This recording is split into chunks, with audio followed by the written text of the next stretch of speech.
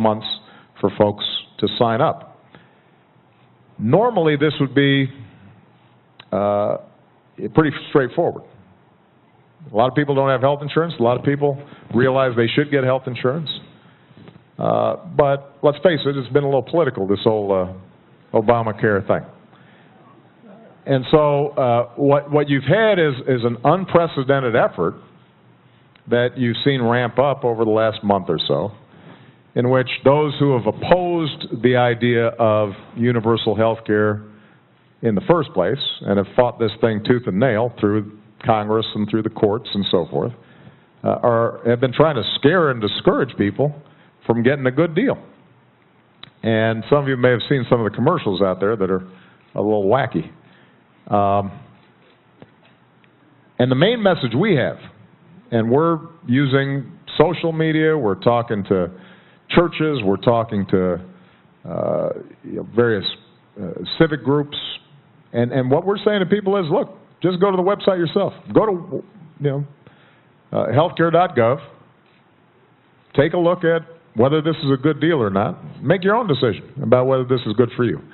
Because what we are confident about is that when people look and see that they can get high-quality, affordable health care for less than their cell phone bill, they're going to sign up. They are going to sign up. And part of what I think the resistance that we've seen ramp up, particularly over the last couple of months, is all about is the opponents of health care reform know they're going to sign up.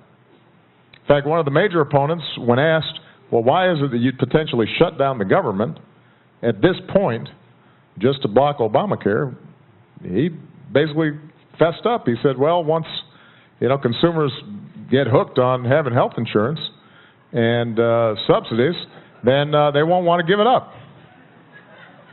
Now you can look at the transcript. This is one of the major opponents of health care reform. It is an odd logic.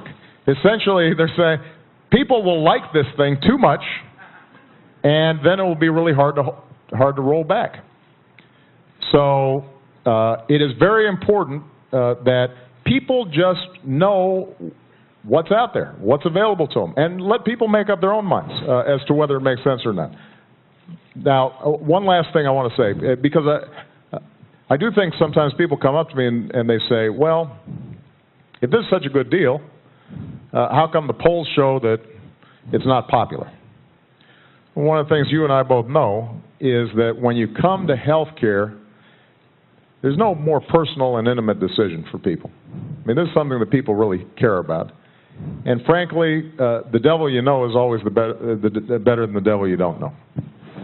And that's what Harry and Louise was all about back in the 90s, right? It was scaring people with the prospect of change.